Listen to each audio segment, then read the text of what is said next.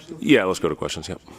Fred, what's the balance coming off a high like Sunday and then immediately having to go back and do it again against another top 25 team on the road? Yeah, I mean, obviously a very tough turnaround after coming off a very emotional game for our guys, and we had to put it behind us very quickly. We were in the gym early that next morning just based on our guys' class schedules.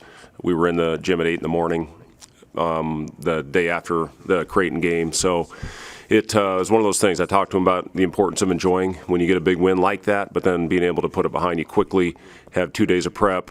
Really the first day was putting in the game plan, getting some guys some conditioning that needed it, and then today we went hard and had a good physical practice. That's what this game is going to be all about, is about toughness. That's what Indiana does. That's what they hang their hat on.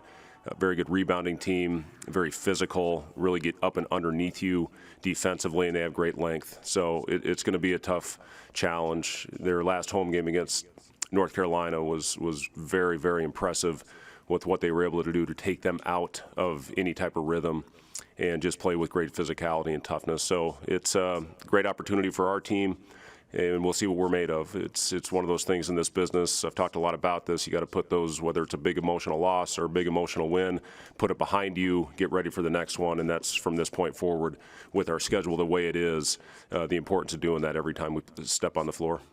With what Rutgers was able to do to them, talk about the physicality and what you guys did to Creighton, how much can you carry over that recipe from Sunday into this match? Yeah, I mean, that's the plan. You have to go out every time you step on the floor, and that's one thing I've talked about this group since we put it together, is I thought that it was a team that had some toughness and grit to them, and I think you saw that in full display for the full 40 minutes against Creighton. And to be able to withstand runs in that building, that is not easy to do with the firepower that they have on that roster. So as much as anything the other night, I just thought we were able to withstand and handle adversity well, and we're going to face that again in Assembly Hall. It's an incredible venue, great arena, ton of history in that building, and they're filling it right now, and it's as loud as any when that thing's full. So we're going to have to come out with great energy, different game time, playing at 8:30 for our guys, but it's going to be very important, similar to what it was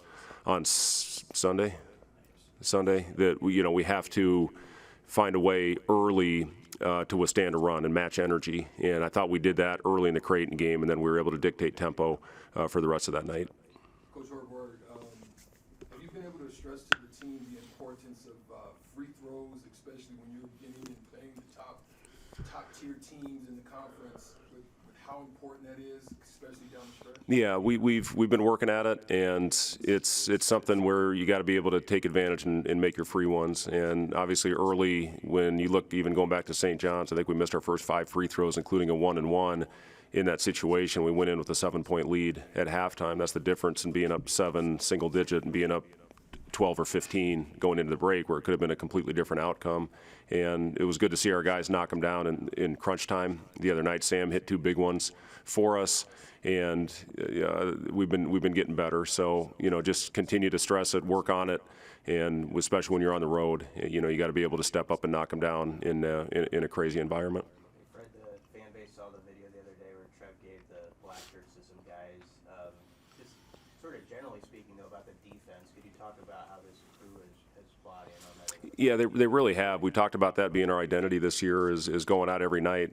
The ball's not always going to go through the hoop, and you have to find a way in games like that. What did we make, 3 threes the other night? And it was Wilhelm, Sam, and Juwan. they were the ones that hit the threes. I mean, CJ and Casey get shut out from behind the line, and we still found a way to win.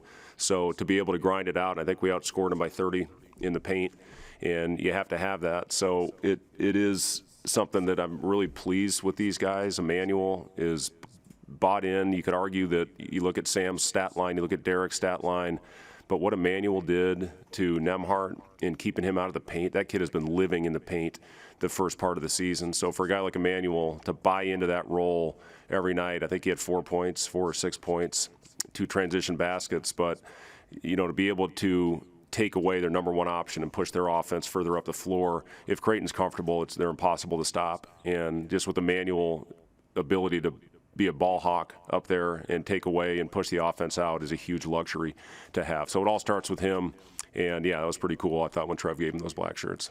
Staying on that point, that's one of the things I wanted to talk about. Do you feel that at this point in the season that the team has grasped the roles and they're really bought into the fullness of those? Yeah, as you know, Eric, it's so important to buy into the role that you're given. And we've had guys throughout the course of the year, and it always takes a little bit of time before those get established. But for this point of the season, still being early, I'm very pleased with how guys have accepted that. And Juwan, you look at the efficiency he played with last game, and he goes out and he's 5 for 5, hits a big three. It was wide open. Those are the ones we want Juwan taking, not the contested ones.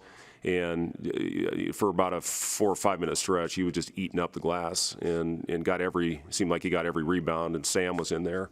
And when you look at that, I think that's 7 in a row, if I'm not mistaken, winning the battle of the boards.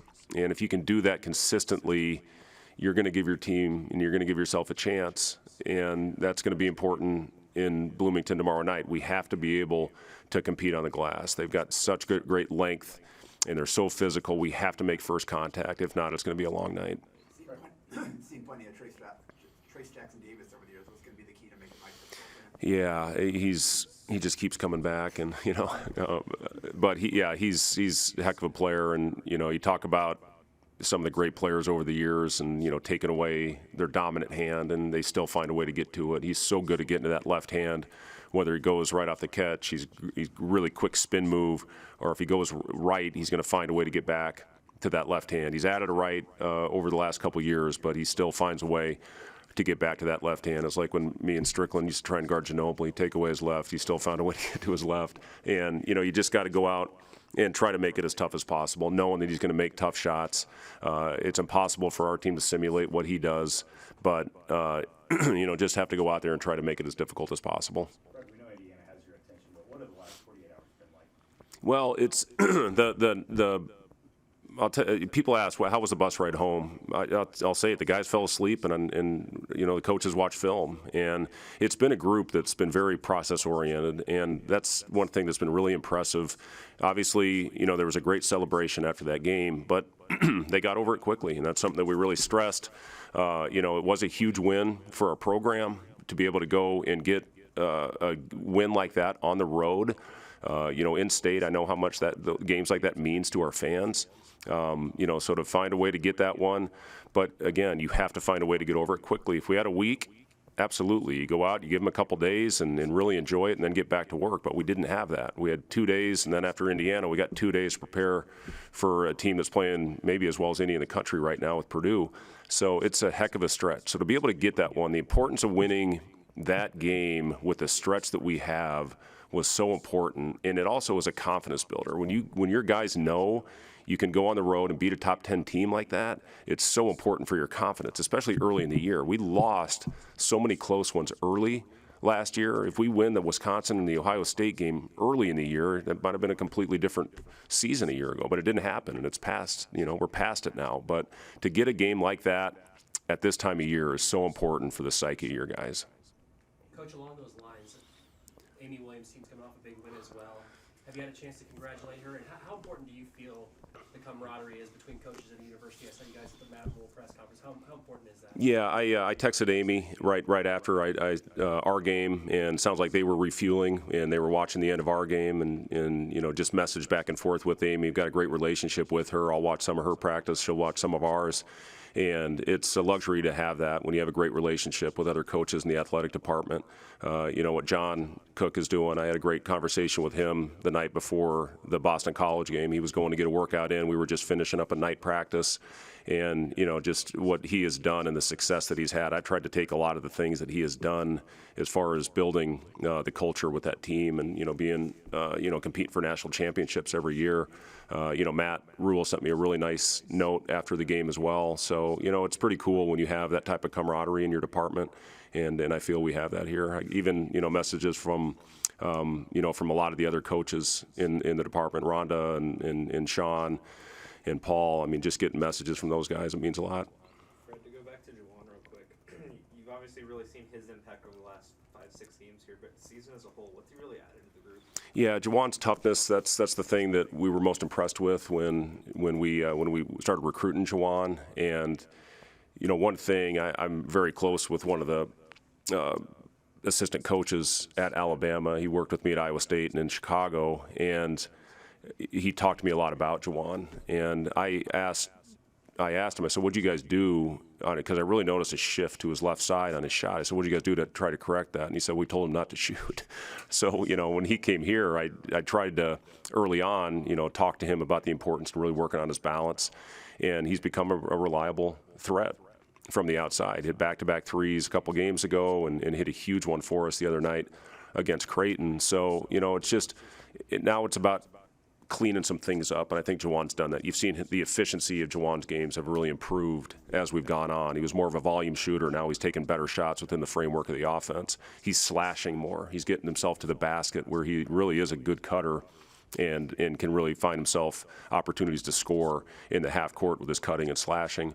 But, Juwan's just overall toughness has been huge for this team. His ability to rebound on both ends of the floor. He's become a better defensive rebounder than he has been in the past, and it still gives you the threat of going to get you extra possessions offensively. We really made the conscious effort the other night, or decision, I should say, to get back and try to limit Creighton in transition, and I don't think they had a transition basket in the first half.